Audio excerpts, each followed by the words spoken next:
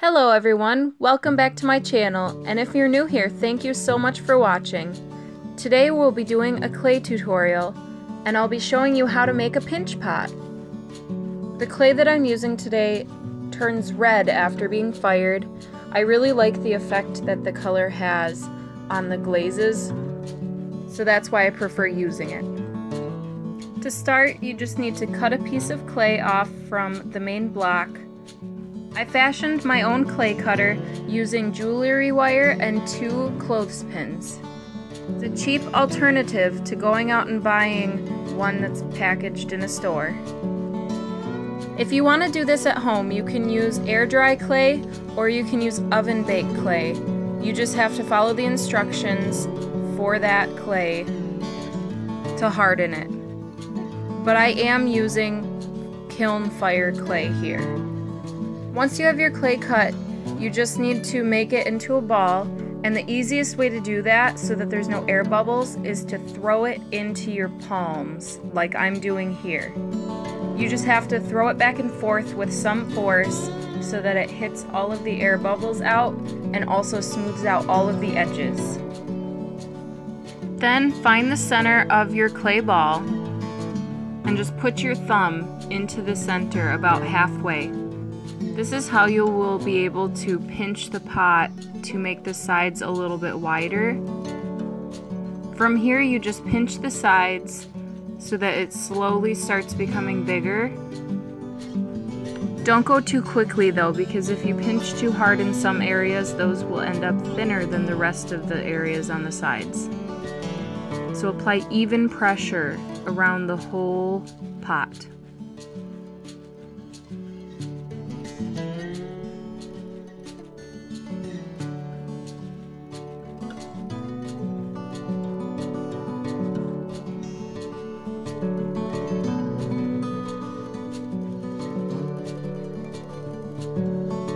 Now you can make your pinch pot however you'd like.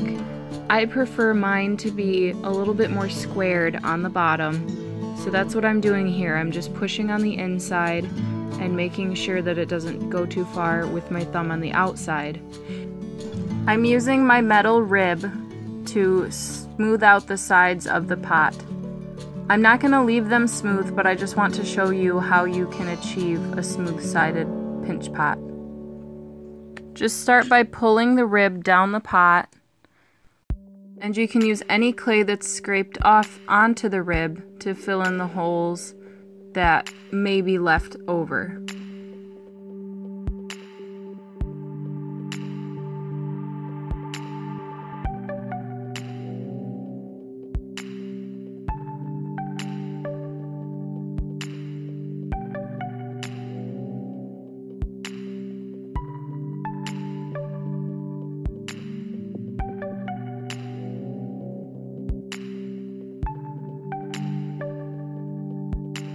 Once you have smoothed out the sides with the rib, you can go in with some water or slip and create a smoother surface with your finger or a sponge.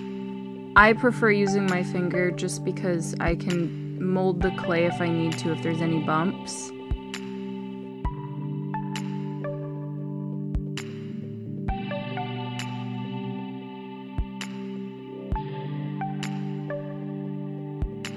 If you're making a smooth pot, you would continue this all the way around the outside and on the inside of the pot. But now I'm going to show you how to make a pattern or a design on the outside. I like to have a tapered top on my pinch pots and my other pots, so I'm just going to pinch that clay back in so that the opening is smaller than the rest of the pot.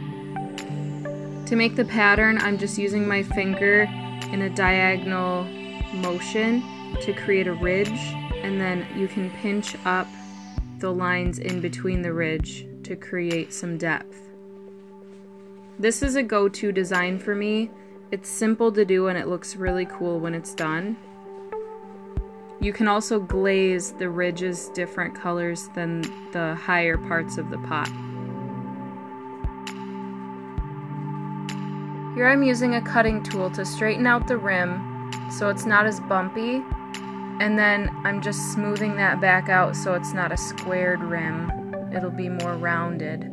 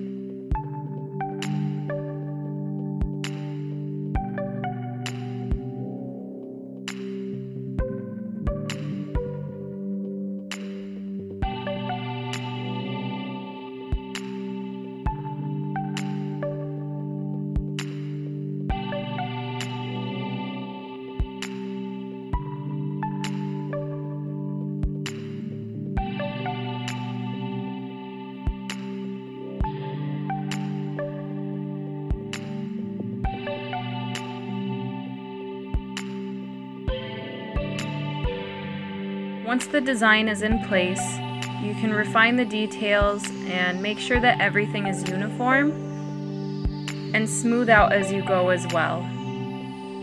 When you glaze the final product, you won't be able to see small textural differences, so you don't need to worry about fingerprints or having small blemishes.